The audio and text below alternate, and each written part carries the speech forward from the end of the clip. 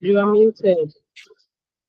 Thank you. Good evening, everyone. Happy New Year to everyone on this call. It's so lovely to have everyone here today. Whether you're joining from Lagos, Abeokuta, London, Toronto, New York, wherever you're joining from, I want you to give me a thumbs up. And if I didn't mention your city, you can still give me a thumbs up. Thank you. So you're welcome to Mindset Reset. This is the very first webinar of Minds and Beyond for 2026. And as you can tell, I am more than excited. I am ecstatic because this is the space to be in. Before I say too much, my name is Omotola Ajayi, and I am a psychiatrist and your co-host for tonight. I'll hand you over to Adebusola, my co-host, to do some introductions. Hello, everybody. Welcome to a mind bending and a mind shaping webinar. It's really fitting for the topic we have today. I want to say thank you for joining us today because I can already see some OGs. So if you're an OG and you've been joining us since last year, from the bottom of my heart, on behalf of myself and Omotola, I want to say big thank you. Thank you for showing up. Thank you for listening. Thank you for sharing. Thank you for giving us your feedback because this webinar is not just myself and Omotola's webinar. It is our webinar. And because of you, we are changing lives one webinar after the other.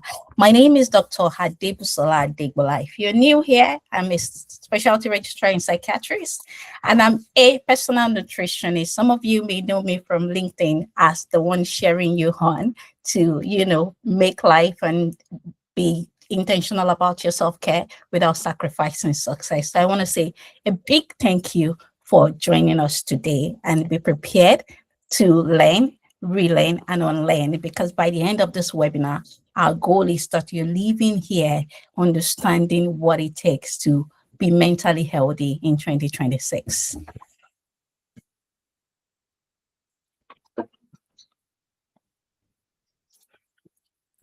Yeah, Kate. Just like Adebusala has said, we always have our OGs here. So shout out to you all.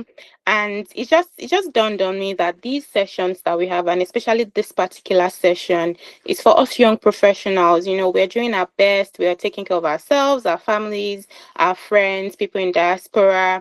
And with all of the things happening, all the uncertainties, all of the future expectations that we have for ourselves, migration stress in capital letters, we're still here and we're still trying to figure out life. So I just want to cheer every single person on. And in that vein, I just want to ask us a question. It's going to be a quiz. I hope we would be able to do this quiz. We truly, myself and Busola, and we truly want to know how you are doing. So if you're able to scan this code, please do me the honors of scanning the code on your screen. How are you doing today? I've shared a link in the comment section as well. So if you're unable to scan, maybe you're using your phone, you can just click on that link. I want to start seeing answers popping on my screen. Yes. So what are you hoping to get out of this meeting today? It could just be one word, it could be a phrase, you could just come with an open mind. It's not it's not something that you have to be prepared to answer. It's just spontaneous. We want to get your raw and spontaneous answers.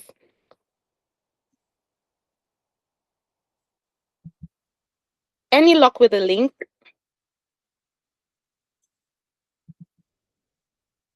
If you're able to use the link, can you give me a thumbs up, please?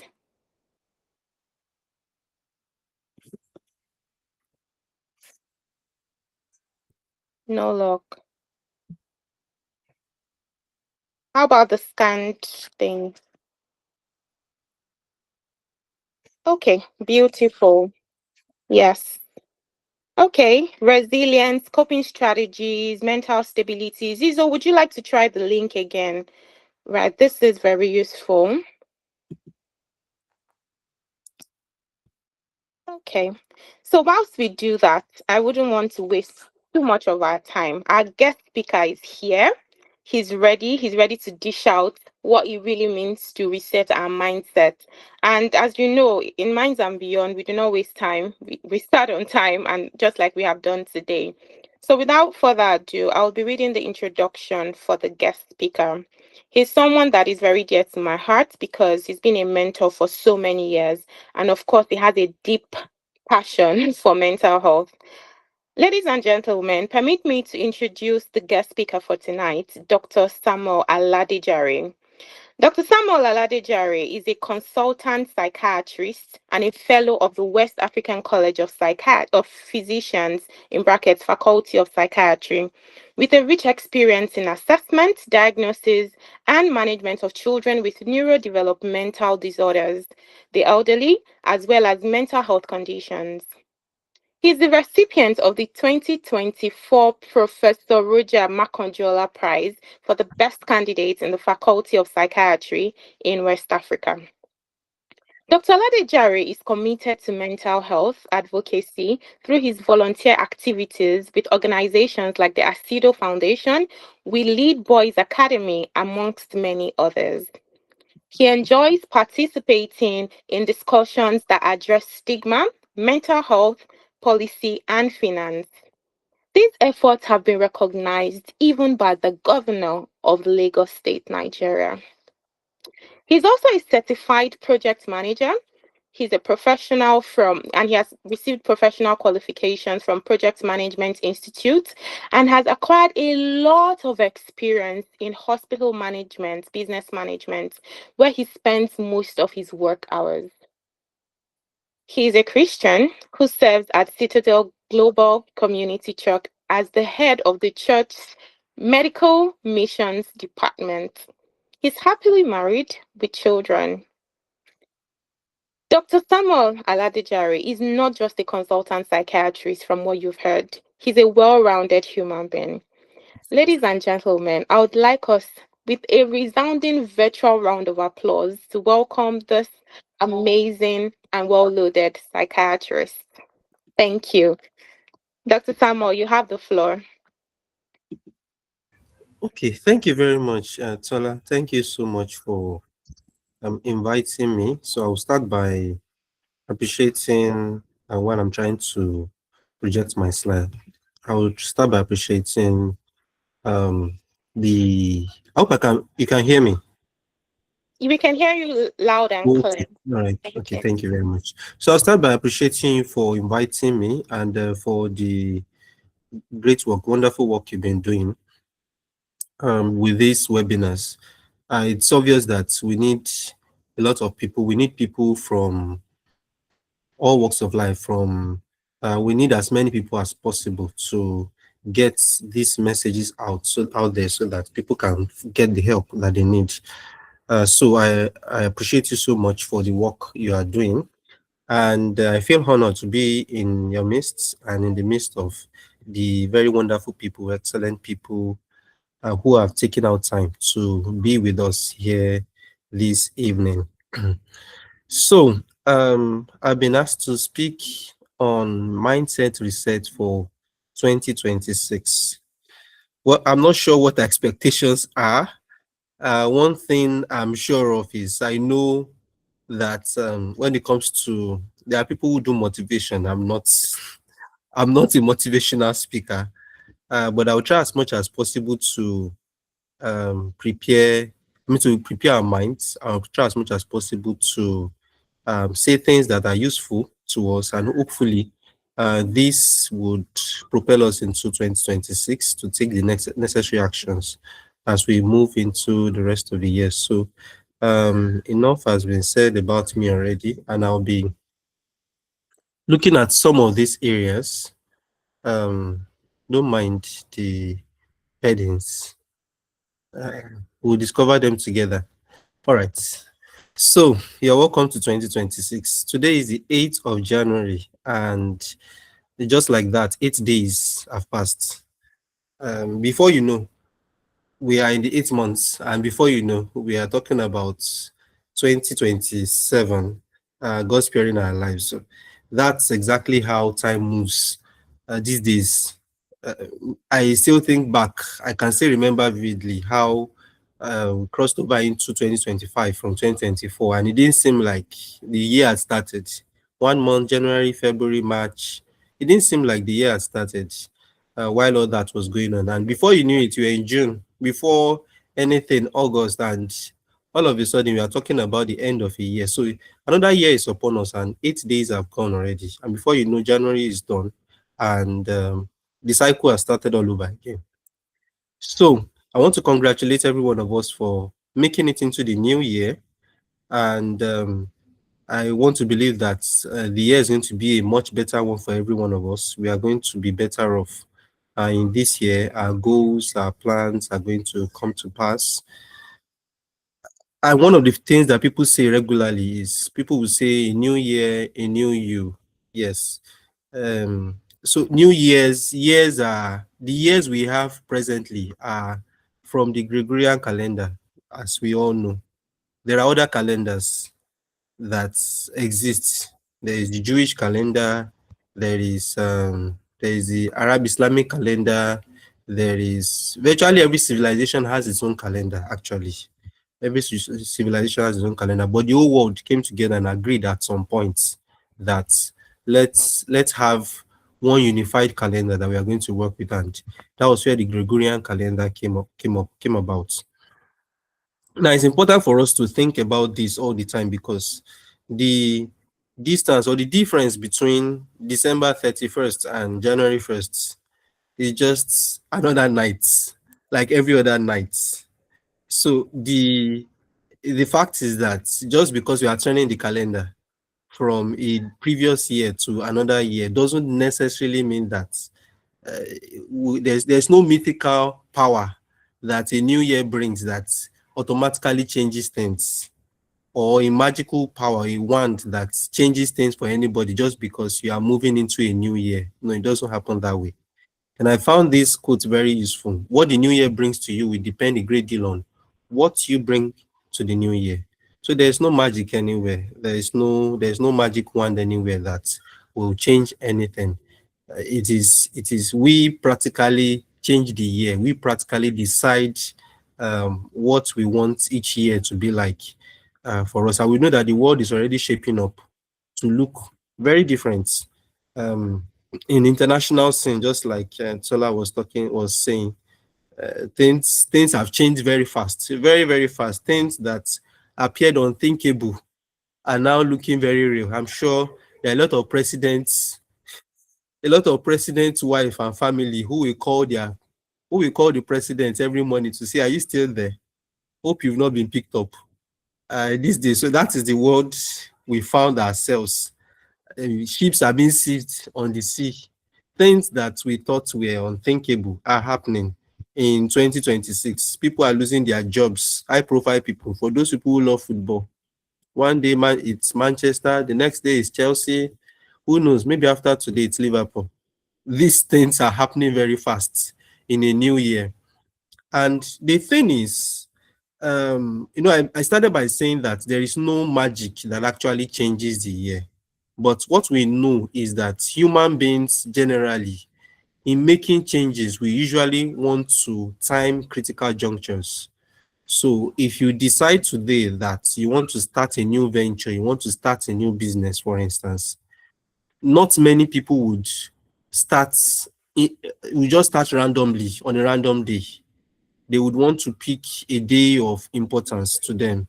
So many NGOs, for instance, have started on the birthdays of the founders. Look at the independence days of most countries. Either it's the first of a particular day.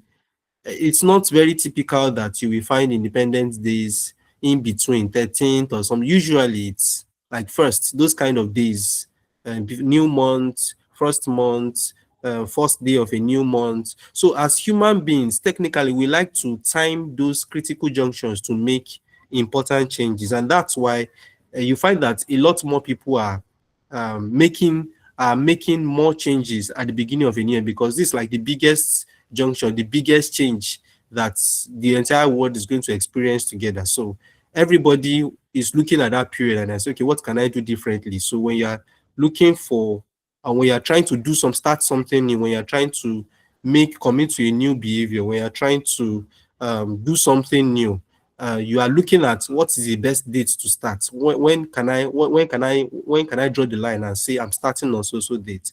And so the new year has happened to be the beginning of a new year has happened to be that period for most people around the world. And that's exactly how we came about New Year's resolution.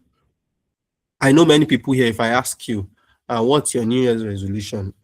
Many people will tell me that they don't believe in New Year resolutions because maybe they've been disappointed in the past. But truly, New Year resolution, no matter what you believe, they give you an opportunity to examine your life, to look at, to take stock, to ask critical questions. Because the good thing about it is, towards the end of the year to the beginning of the year, there's a holiday most times. So you get that opportunity to actually pull back from all the hustle and bustle of society, the regular days work. Even if you continue to work during those periods, they are lighter. So they give you an opportunity to take stock of your life, look at what you are doing, and decide to make new decisions. Yeah, so this quote, if you don't like where you are, move, you are not a tree, is a powerful quote that has done that has made me take some very serious decisions in life. No matter what you think about yourself and where you are right now, you just need to always remind yourself that you are never stuck. It is your decisions that have kept you where you are. At any point you decide to move, you can move. As a human being, you are not a tree, you can move. No matter how difficult it appears, you can move. So, I was talking about New Year's resolution and how people don't really believe in it. And I decided to go scientific, look at what the numbers are telling us, what studies are telling us. So here is a study in Sweden, a large-scale experiment on New Year's resolution. This is the largest study on New Year's resolution ever done anywhere in the world. And it involved more than 1,000 people. I'll speak more about it at different points while I go on with this discourse. But you can see the highlighted portion.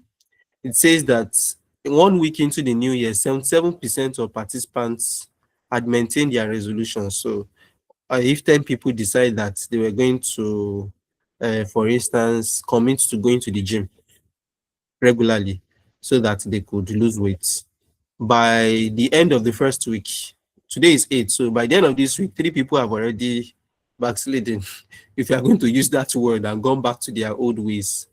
And then by the end of the month, by the end of January, for instance, that's gone down to 55%. So they are left with 5 people. After 3 months, 43%, so 4 people. After 6 months, well, 40%. And then when you're doing a 2-year follow-up, you find out that only 19% of those who made that commitment, that's like 2 out of 10, actually still trying to keep up with the resolutions they make. So these are the numbers that studies have shown us about how these things pan out. Many other studies say that as much as 90% of New Year resolutions actually fail. So I will come back to some of the information, some of the data information here later on. So what are some of the resolutions that people made? So in that same study, they realized looked at some of the resolutions people were more likely to make, and these are some of the resolutions people are making. Yeah. Making resolutions about their physical health. They want to live healthier. Weight loss, they want to lose weight. So majority are talking about their health. I'll come back to that too. The weight is next, then eating, self-improvement comes next to that, and then mental health, 5%. We have other things like work and studies, tobacco consumption, personal finance, drinking, friends and family, and then love is somewhere at the end, along with engagement, hobbies, down here. So these are some of the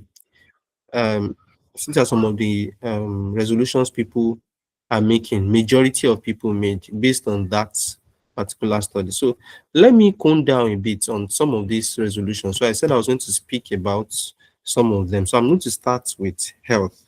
So you can see that the first, the second, the third most common resolutions people were making were about their health. And why not? The body is the container that makes us achieve all our dreams. So if there's anything wrong with this body, if this body is not able to function the way it's supposed to, you find out that people are not able to meet their goals. Some of us who are familiar with the Nigerian scene know about this producer. Is it producer or videographer now that makes most of the videos for musicians, TG Omori. And he had some interviews recently because he had issues with cancer. I mean, with kidney disease. He had kidney disease. He had to have dialysis on a regular basis. From dialysis, eventually he had a transplant, a kidney transplant.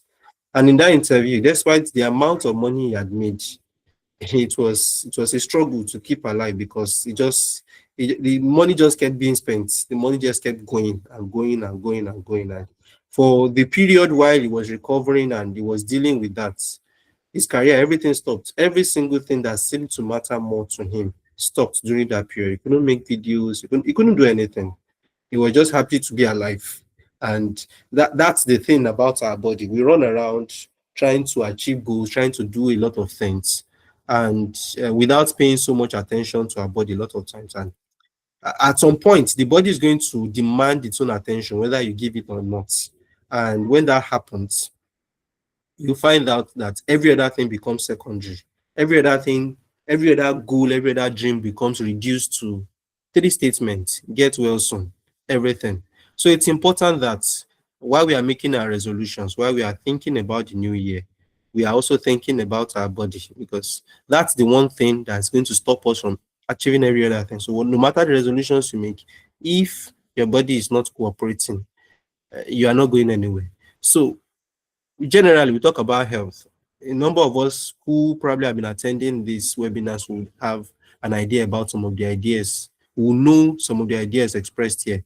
We know that health sits on a tripod based on the definition of WHO. There's a physical aspect of it, there's a social aspect of it, and there's a mental aspect of it. And just like a tripod, if you take any of those stands away, this camera stand will fall. So if you look at the camera stand at the base, bottom left, right corner of your screen, okay, your own bottom left corner, my right, you realize that if you take any of these stands, any of these legs away, you realize that this thing will fall. So to tell you the importance of all three aspects of it: physical health, and that's where ensuring that you have the correct BMI, you are not overweight, you are exercising. So even if you are not overweight, you are exercising to keep your joints, to keep them moving, keep your muscles, keep them toned. And apart from that, that also has effects on your mental health. As a matter of fact, the exercise you do, and you are sleeping well, you are eating healthy, you are having a healthy consumption. So that's where stopping things like alcohol, moderating or stopping them, use of cigarettes, harmful consumptions generally. That's where it comes in. So you want to get rid of those things so that you're able to function optimally. You don't want to wait for illness to come. You don't want to wait for disease to come before you start paying attention to your body. So physically, and then socially.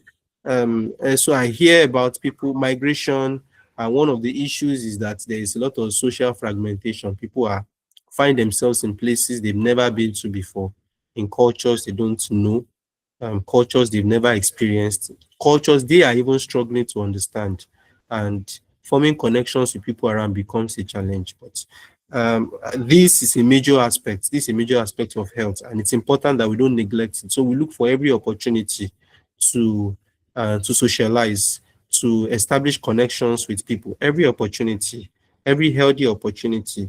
It's not just outside the country that this is happening. This is also happening here, right here in Nigeria. We are beginning to have situation where young people who leave home to work in big cities, they don't know anybody, so they just go straight from work back to the house, walk back to the house, and they continue that cycle till they come down with one problem or the other, because we are not built to be like that as humans. We are relational beings. We are meant to connect.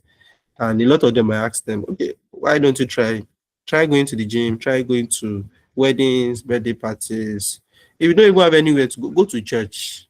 Just sit down there. Have that semblance of people around you. And that's a free way of interacting with people.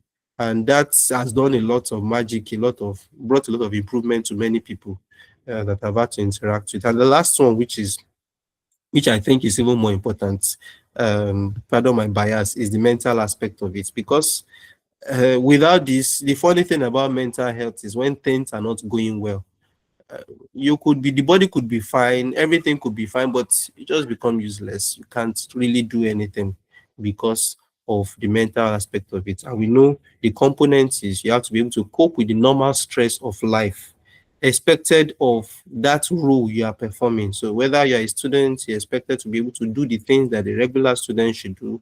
You're a worker, you're expected to do the things a worker is expected to do. You're a housewife or homekeeper, you're expected to do the regular things that a homekeeper. So you can meet up with the normal stresses of life.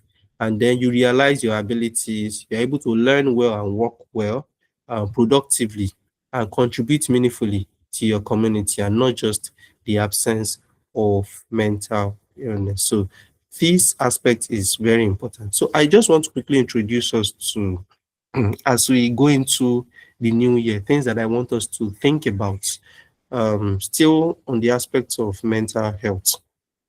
I want us to think, there is something called positive psychology, and then there is what we call the Perma model, which is used in describing things that if you, so for some of us, we feel like, I don't have a problem, I don't have depression, I don't have anxiety, I don't have a diagnosis, so to say, a mental health diagnosis. But for such people, we start asking what is the relevance of mental health to them. The relevance is that whatever you have can still be improved upon.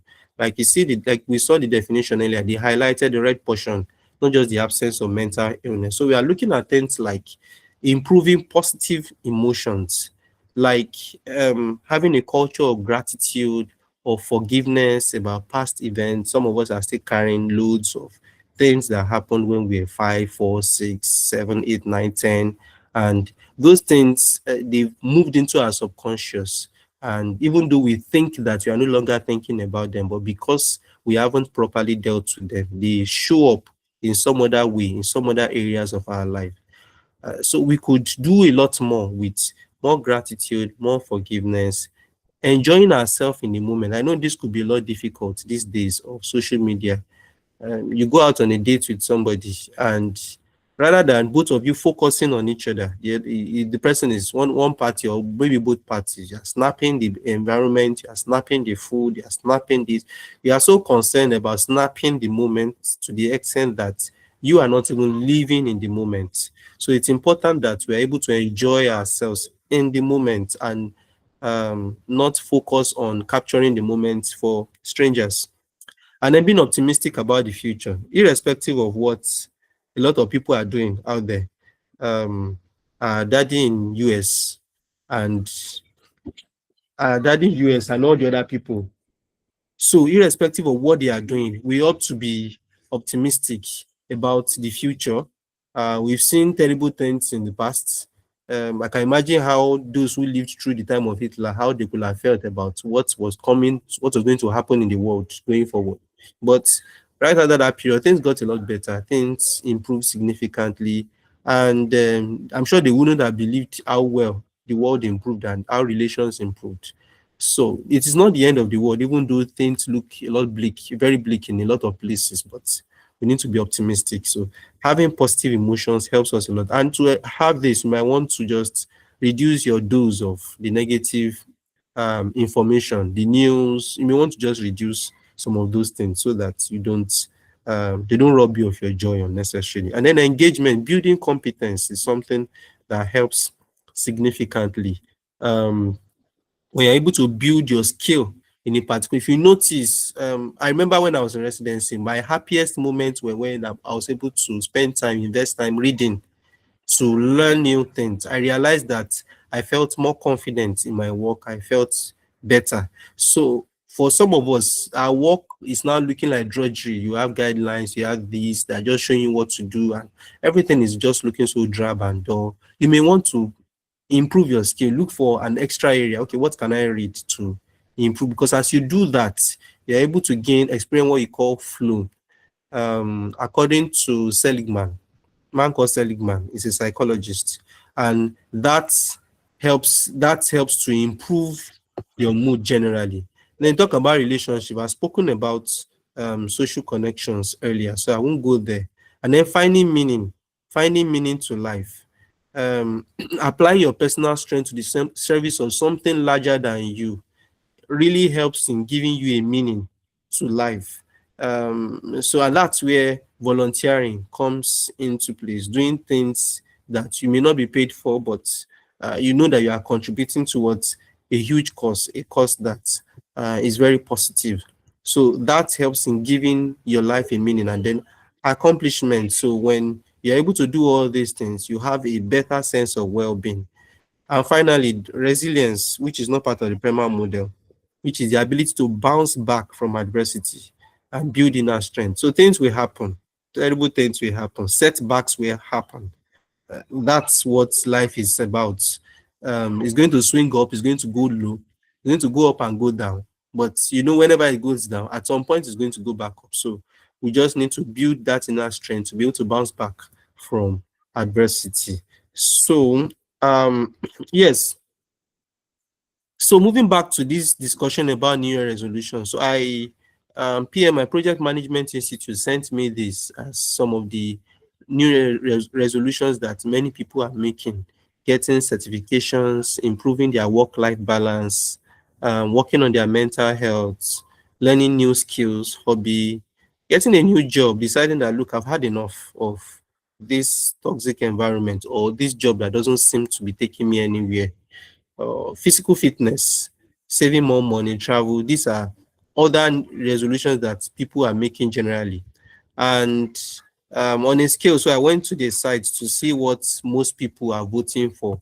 Predictably, it's a professional environment, so you can see that most people are talking about certification carries the highest percentage. If you look here, the new job, yes, so a lot of people are looking at new job. Okay, new job even has the highest, and then you have certifications, improve work-life balance, also takes a huge part.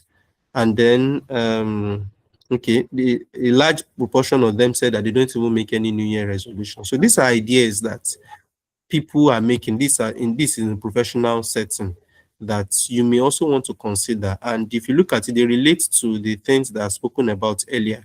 Improving your skill, getting certifications that improve your skill, that improve your competence, to increase your confidence at work, and also make you more fulfilled. Because there's this thing about work, and man, a lot of people define their self-worth based on how competent they are at their workplaces. So something you could try if you begin to notice signs of burnout. One of the things you could do to pull yourself out is to actually improve your skill. Find a way to improve your skill. You will see that things will get a bit better for you. So these are ideas that we could look at as we make New Year resolution. So yes, so a final topic, back to this topic: why do New Year resolutions fail? Yes, so in that study that I spoke about earlier, the Swedish study, where there were over 1,000 people that participated voluntarily, what they did was that people were grouped into three. There was group 1, group 2, group 3. In group 1, there was no support. They just asked them to send in their resolutions. They had follow-ups with them every 3 months. They didn't send them emails or information and exercises. They didn't send them any form of support. Although it is argued that the fact that they had to report to somebody is also a form of support, because that's accountability. And then the second group, they were given a lot of support. They had regular follow-ups every month.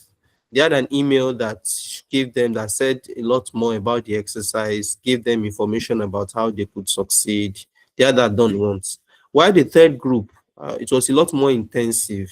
So they were told things like your goals have to be smart, taught how to make smart goals, put metrics, attached metrics to those goals so that they are very exact and you can easily measure them.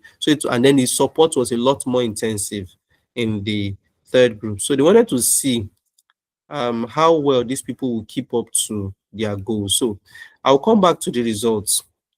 But one of the things they found out is that we're able to classify goals that we make. So there are avoidance goals and then there are approach-oriented goals. I'll start with that. And it was discovered that approach-oriented goals were much more easier to achieve. So those people who had approach-oriented goals, they had about 50 something percent, with 7% fulfillment rate compared to those with avoidance goals, which was for 3%. So what are approach-oriented goals? So for instance, um, you could say that they have to do with how something is done. So, for instance, instead of saying that I would not take, alcohol again, you could instead say that I'm going to. You could instead say that instead of saying I will not take alcohol again. Sorry, excuse me. So instead of saying I will not take alcohol again, you could instead say that I'm going to take more healthy, take more water instead of avoid. So instead of saying that you're going to avoid something, I'm not going to maybe go to parties again. You can instead say that I'm going to spend more time reading. So those goals that had to do with avoiding things, they didn't fare as well as those ones that had to do with they didn't fare as well as those ones that had to do with processes, that had to do with how the approach to say instead that I just want to lose weight. I want to lose weight. You're not canceling out anything. So realize that these ones did more. So one of the things they thought about is maybe if you just change the framing of your goals, you could have better results. So for instance, instead of saying that I'm not going to spend this long, I'm not going to spend so much time with social media, that's an avoidance goal. So instead of saying that, you could instead say that, work towards say that, look, I'm going to be more efficient with my time. I'm going to spend more time reading, spend more time on productive ventures rather than waste a lot of time on social media. So you could say that, and that will give you more results than what you currently have. So people are thinking that way, that maybe the way we frame our goals may be one of the reasons why they are not being fulfilled. And then if you look at outcome goals and process goals, outcome goals is, so if you say that I'm going to lose weight, for instance, you don't have so much control. Well, not too much. You don't have too much control over the outcome that you get. What you have control over is the process. So if you said I'm going to go to the gym 3 times a week, yes, you have full control over that. I'm going to reduce my portion, yes, you have full control over that. But to say I'm going to lose 20 kg in 3 months, well, in spite of what you do, you may not exactly get there because there are a lot of other factors that are not within your control in terms of how to get that outcome. And people could become demotivated by framing goals that way. So people are encouraged instead to make goals around processes rather than outcomes, because especially outcomes where they may not have so much control over.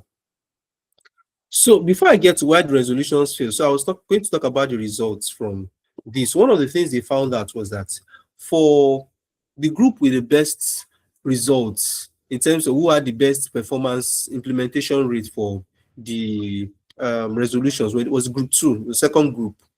The first one did poorly. Interestingly, the third group was even poorer than the second group. And they concluded that, making the goals very exact was a problem. Having them being very smart to say, look, you're going to, for instance, I'm going to lose 10 kilograms every 3 months for the rest of the year.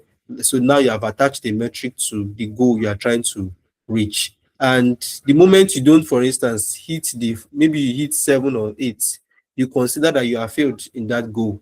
And that was probably why these people had less. So what are the lessons that we could have from this study? One of the lessons, I've mentioned one of the lessons, which is focus more on process than even outcomes. Focus more on things that will, for instance, certifications. You could say that, look, I want to do more certifications this year. Maybe I want to do certifications in this and this and this area, and then begin to do them. Usually when they are too clear, when they are too clearly laid out with metrics and everything, not many people have that discipline to be able to get them done. So for most people, it is important that you just set out, have a general idea, know where you are going, and then just set out and move on. with it. As you set out on your goal, things become clearer. And then realizing that the fact that there is some failure does not mean that you are failed in that goal. You can pick yourself back and move on. So other areas, other reasons why resolutions fail: procrastination. And we know that a lot of time procrastination is just people kicking the can across the road. Procrastination happens for different reasons. It happens because, one, you are afraid of that thing, so you keep fixing a date ahead, you keep pushing the date ahead, keep pushing the date ahead. Sometimes it happens because you don't want to confront that issue, and then you keep looking for other ways. So you keep avoiding it. You keep avoiding it by every other way you can. So what is the solution? How do you deal with procrastination? Personally, what I do is, the moment the idea comes, I start. So I don't wait to have it all well planned out and beautiful and laid out. Yeah, there are a few people who have that discipline and who love to do that, but in many cases, you are better off just jumping into it. In fact, in my writing process, when I was writing my book, one of the things I just started, I wrote the first chapter. If I had almost finished the first chapter, then I stopped. And I went back and I started planning based on what I had written. I had to rewrite a number of things, but I started planning and planned the rest of it through. Because really, a lot of times, you don't get to see where you are going until you've jumped into the process. So don't let it be perfect. Don't wait for it to be perfect. Don't wait for the plan to be very beautiful and well laid out and set out, and you have all the details at hand. You may just want to move into it and start where you are. Another trick is to just pick the smaller part of it. So you may not want to confront the big part of that job, the most daunting part. Pick the little part. Start nibbling at it little by little, little by little. Before you know, you are the big pie. You are already touching the big aspect of it, and before you know, you are dealing with it already. So at the end of the day, you may fly, you may run, you may walk or crawl, but never stop moving. So irrespective of the pace at which you are moving, so long as you are moving, just keep moving, don't stop. So know that the beginning is always today. Today is 8th of January. There is a colloquial term that we normally use. It said that whenever you wake up, is your morning. At any point you wake up, is your morning. So maybe you didn't have a resolution up till now. You don't even believe in resolution. But today is 8th of January. If you decide that you want to have a new behavior, you want to face a new direction, you want to focus on your physical health, you want to focus on your mental health, do more for your mental health this year, you want to pursue that job, you want to get that certification, at any point you decide, you make that decision, that is the beginning of your own new year. And you can start off. You're never late when you do that. So the last thing I want to just say is, growth is the only evidence of life. So whatever we do all through the year, we should keep growing.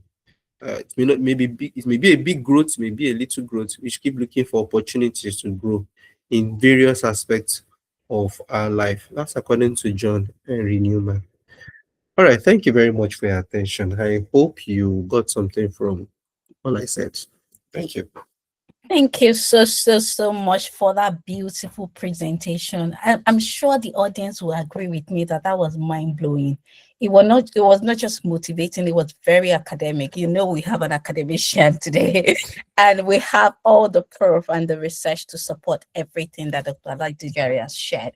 You know, it started by us talking about New Year resolution. How many of us have made New Year resolution for the year? And it went into the positive psychology that I found very, very interesting, you know, talking about if we want to set goals for this year, looking holistically, looking at positive emotions, engagement, relationships, having meaning and accomplishment in our lives, and beyond that, resilience.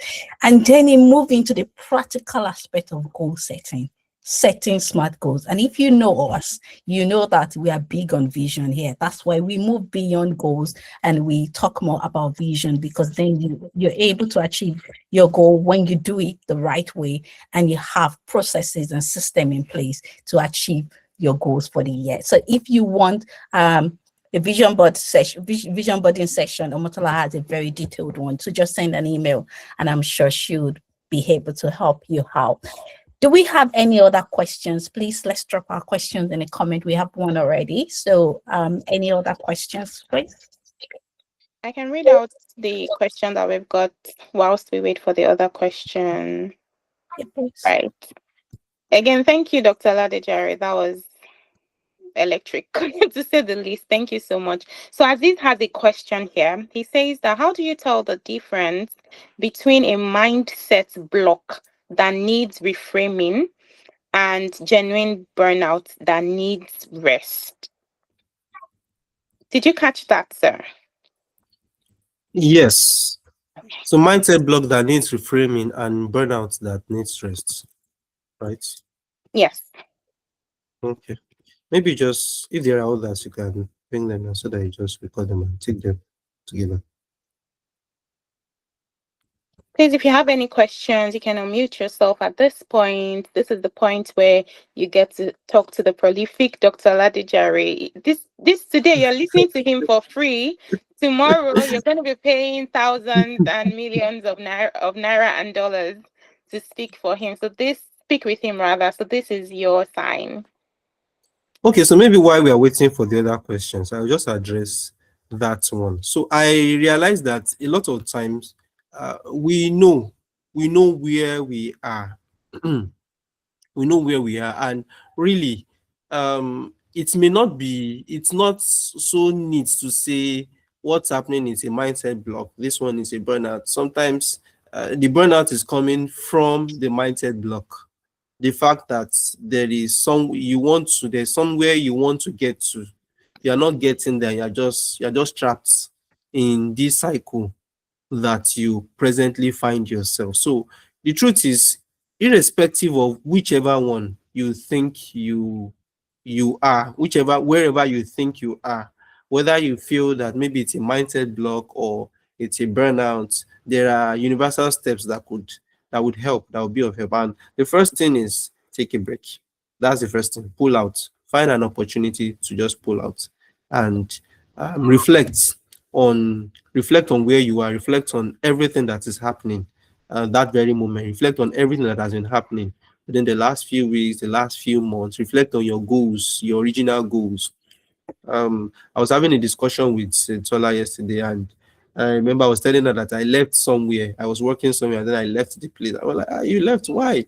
Because I got to the point where I was no longer enjoying what I was doing, and I had to sit back and ask myself important questions. I realized that, look, from the beginning, I had a plan. There was somewhere I was going, and maybe I got lazy at some point, and I stopped along that journey. So because I stopped along that journey, I was now beginning to have, because I wasn't at that place of satisfaction yet. So at that point, I had to take very important decisions about my life. So wherever you are, you could always get some rest. You could always pull out so that you can get some rest. Think about, reflect, have time to reflect. Exercise helps to also clear out the head, clear out the brain, whichever one you think is going on. Find an opportunity to exercise.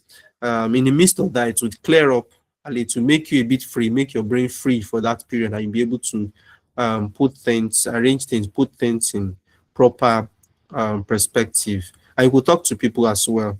These are things you could try, whether you think it's a mindset block or a burnout. Any of these techniques would be of help.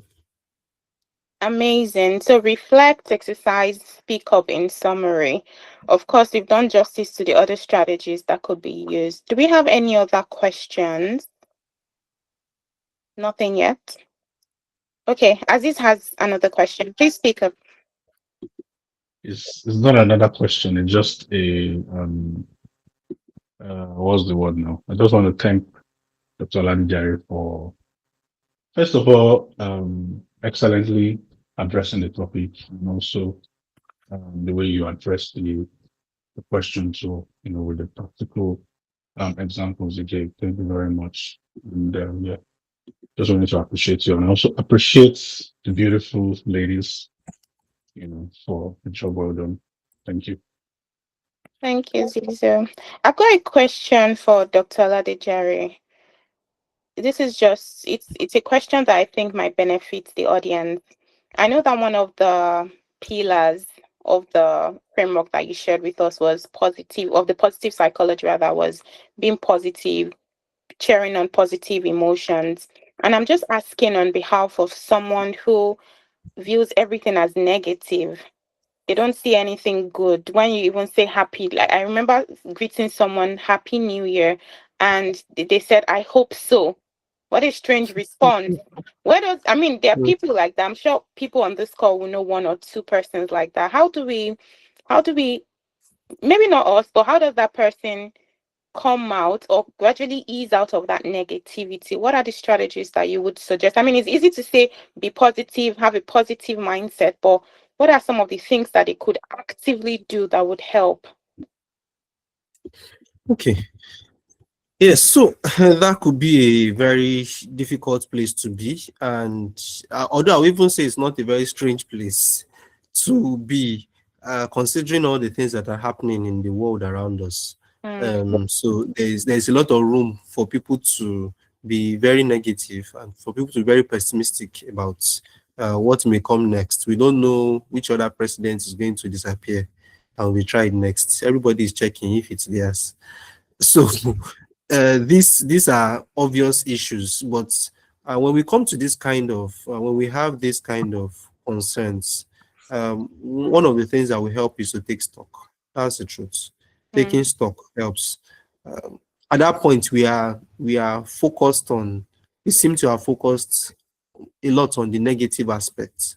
So taking stock will include, okay, what are the things that have happened to me generally? Let's not try to be positive in any way. Let's just put everything together. What are the things that are happening? And then you can write them down so that you can better process your thoughts. Put everything down. And when you put them down, you can then look at it. Okay, so which one of them are positive? Which one appears even positive? Which one appears negative?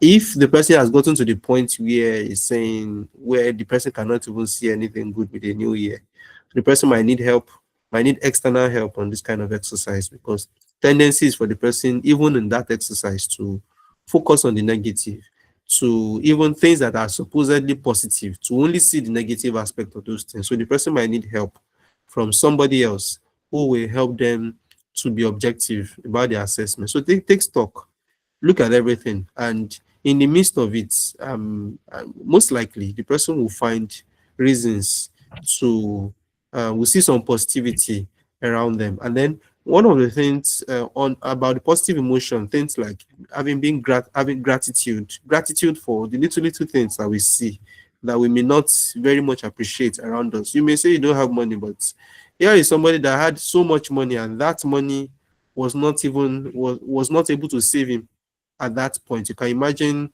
So these are things that you may want to think about your own situation, and then forgiveness, being able to forgive themselves, being able to forgive things that have happened in the past.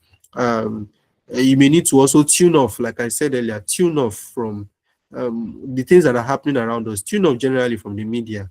If you think it's too negative for you, tune off. It's not. You are not blocking yourself, but you are just trying to protect yourself, at least for the time being. Tune off completely from such negative influences and give yourself time to heal from all that has happened. So in summary, get the help of somebody else. Take stock of your life. What is happening? What has happened? Look at the positives. Be grateful for the positives. Forgive other people. Forgive yourself. See opportunities to enjoy whatever situation, wherever you find yourself. As a matter of fact, like I was talking about the decision I had to take. In taking that decision, it meant that for like 2 months or 3 months, I really didn't have because I was living somewhere that was like sure, and I was living it, and I only had a part-time thing I was doing. I didn't have a full-time job for that period. So, but always a good thing that happened. It meant I had more time for my children because they were on holiday. So I saw the positive aspect of that. I had more time for them. And that was actually the period I completed my certification with Project Management Institute, because I never really had time to do that before. So I took the opportunity to do that. So things will happen that are negative, but if we try to have the right mindset about things, we could see the positive in it, and we should try to see the positive in everything, no matter how bad it is. Thank you very much, Dr. Lachari. I was just, thinking from the lens and looking at it from the lens of a third party, how do we pick on pessimism as a distress signal? You've given us a lot of tips for the person going through pessimism, but as a community, how do we pick on pessimism as a distress signal? Okay, well, the response is the heart is known by the mouth. What people say, how people respond, and the responses people give will reveal the thoughts of the mind.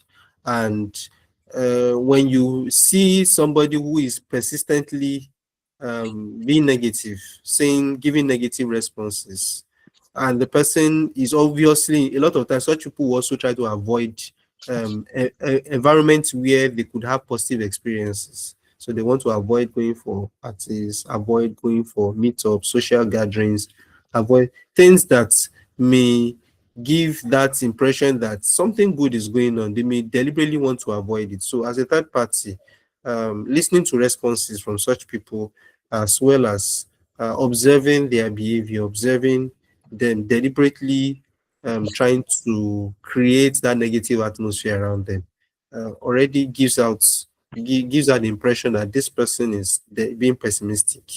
Maybe not deliberately due to their own fault. Might have started as a conscious idea, but at this point, it's now an unconscious action, which they now need external help to get out of. So at that point, you may want to swing in and help them. Right. I think we have someone who has raised their hand. Nelisa, you can unmute your mic and ask your question. That'll be the last question we'll be taking for tonight, as our time is fast spent. Nelisa. Thank you so much, and good evening to everybody on the platform. And firstly, thank you, Doctor, for that wonderful presentation. And thank you for the session as well. I think it's very insightful, and it's a very needed session, especially around this time of day. I wanted to ask for a bit of an advice from the doctor.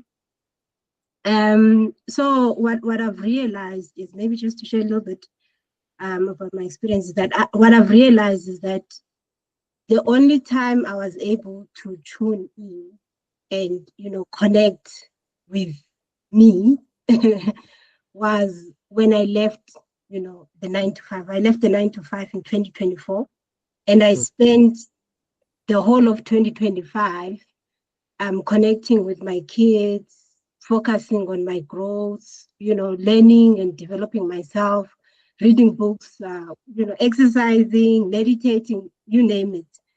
I've done it. But I found that I was able to do that because I didn't have the stressful life of a 9 to 5.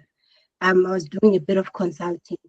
But now I've decided to go back to a 9 to 5 because the consulting is not that consistent, and I need something more stable to support my family. So I wanted to ask, what advice would you give me as I'm going back, so that I don't lose the work that I've done up to this point, and I'm able to integrate that with still the busy life of the 9 to 5? Because I found that I'm starting to get some anxious in terms of, will I still be able to? Because obviously with a job, you spend a lot of your time focusing on that, whether you are during the day when you're doing the job, or maybe even later when you catching up on whatever you're trying to finalize, the deadlines and so on. So what advice would you give me in terms of still trying to incorporate what I've done and continue doing that, but also integrate it with the 9 to 5? Thanks. I hope I'm clear. Yes, it's very clear. Thank you very much for that question. So first, I think that you've learned a lot in the last 1 year when you pulled out of that job, your previous job. So you've learned a lot. And the first thing I would say is don't discard the lessons you've learned so far. You've learned that spending time with your family, with your children, makes you better. Having time for exercise helps. I'm sure there are other lessons you've learned about how to plan your day, how to plan your life, and all that that has helped you. So don't discard all that lesson just because you are going back to that job. And instead, you should find ways you can plan ahead, find ways to integrate what you have learned, how you can continue. Of course, you may not have as much time as you used to now, but you can always find ways to integrate it into your new schedule. You could have days when you could take out days, maybe a weekend, 1 or 2 hours. As a matter of fact, some of these things, they are not about the length of time, but the quality of time you spend with them. So, for instance, if you decide to have maybe 2 hours me time once a week, whether it's going to be at the gym or whatever it's going to be, where for that period you are not talking, you are not thinking about your work, you are not thinking about any other thing, you're just enjoying the moment. If you have that, that will do a whole lot for you. If you have that every week, just 2 hours, I can assure you it's going to do a whole lot for you. Also, if you make out time for your children, because that helps too. So look at what your schedule would look like, make out time for them, and you may have to take certain conscious decisions, like depending on the kind of work you are going into. If it's the kind of work where there are remote components, there are mails you have to respond to, and the rest of it, you may want to set boundaries, clear boundaries, to say, look, if it's not an emergency, this thing can wait tomorrow. I don't have to keep responding to mails while I'm at home, unless that matter cannot wait. One of the things some people do deliberately is they don't install their office mail things. They don't put it on their phones deliberately. They put it on their laptop, so they know that it is once they close that laptop and they've closed for work, and it's until they make that conscious decision to open it that they're exposed to work. So some of the lessons you've learned over time, reading books, still find time to do those things, integrate them into your new schedule. And I hope that the job you get would be one that you are passionate about, one that you enjoy doing, because that would also be a major factor in how you see it, how it affects you. So these are some of the things I could recommend for you. Right. Thank you. Thank you for the answer. Thank you for the questions. We shall be rounding up now. I think we've overshot by just a few minutes, but it was very important that Dr. Samuel addressed that question, and I'm glad that I also got value from what you have said. So if you got value from tonight, I want to see some thumbs up. I've put the feedback button in the chat box. Please, it takes less than a minute to fill that feedback. It's important to us because it helps us to be able to serve you in a better way. And we've put lots of links in the chat box. We've got a minute or two just to look through the links. This program was organized by Minds and Beyond. We're a mental health organization, and amidst all of the services that we render, this is just one of the things that we do to give back to our community, to destigmatize mental health. But if you have any pressing difficulties in terms of your mental health or any clarity at all, you can drop us an email. Busola, please help me put the email in the chat box. And if you've got any further questions or queries, you can always chat us up. Myself and Busola are on LinkedIn as Adebusola Adegbola on LinkedIn, and I'm Omotola Ajayi. You can follow us for more tips. And the next webinar would be on the 5th of February. It's a Thursday, same venue, same time, same people, but more positive vibes all the time. Thank you again, Dr. Alade Jare, for such a terrific time, for all of the wealth of knowledge that you've given to us tonight. Goodbye, and see you later. Bye, everyone. Bye-bye. Bye. Bye.